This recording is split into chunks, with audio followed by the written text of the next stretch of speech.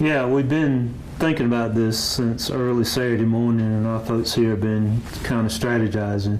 But where we've landed is to do a event Thursday evening at 7 o'clock at the Anderson Sports and Entertainment Complex. And are you guys expecting, he was a huge movie star, you guys expecting people from all over the world? You know, I think so. We're preparing for that. We want to have just a few speakers and maybe a song or two, but we also have reached out to some of the people in his life and that knew him since he was a little boy, and so hopefully our plans are to have that program followed by the showing of the Black Panther, and we want to be able to do it in a very socially responsible way, social distance, and so that's what our goal is. And just what did he mean to this community, to the city of Anderson? I think for us, you know, he was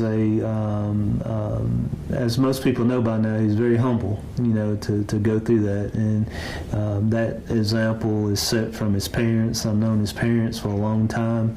I'm a little older than Chad, so I didn't know Chad. But I think for our community, it just showed where obviously you have the work ethic to dream and do what you want to do. And obviously he not only impacted our community or our country, he's impacted the world in his talents. And recently I saw a petition going on online about replacing the Confederate monument with the statue of him, and I know that monument is probably protected under the Heritage Act, but it is, and obviously we have been working with our county partners and our local delegation, and also trying to address it in Columbia with the Heritage Act, and we have to go through that process, and we have had talks on how we proceed there. I think more importantly right now at this moment we want to just honor Chad and be able to mourn his loss, and that in my mind's a separate issue right now.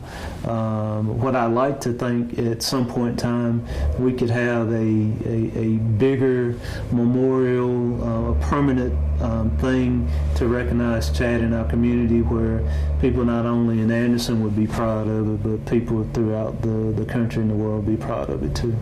And when you first got the news of his passing, you know, just what were your thoughts? What went through your mind at that time? My first thought was that I tend to, the older I get, I go to bed a little earlier, and so I didn't hear about it until I looked at my phone, and my first was disbelief. I thought it was a news flash that was in error, and so my first thought was just being shocked that it happened at such a young age. And just how do you think the characters Chad played on screen reflect here the city, you know? You know, I think probably, you know, you start talking about the range of people that he affected. You know, I've heard stories where people who had children that had the moral series of characters and his character, and sometimes even I think how I have my oldest grandson is just 3.5 years old, and he knew who the Black Panther was, and he lives out in Houston, and he knew that the Black Panther lived in Pop's hometown, and he would tell people that the Pops knew Black Panther. And so even at a 3.5-year-old until adults as old as me, I mean, he just he touched us all with his talent. Seems like he had a great influence in the whole community as a whole. He did. I mean, it just and you know, and to be a small community, to have people who nurture people like Chad Boseman and his brothers through our community.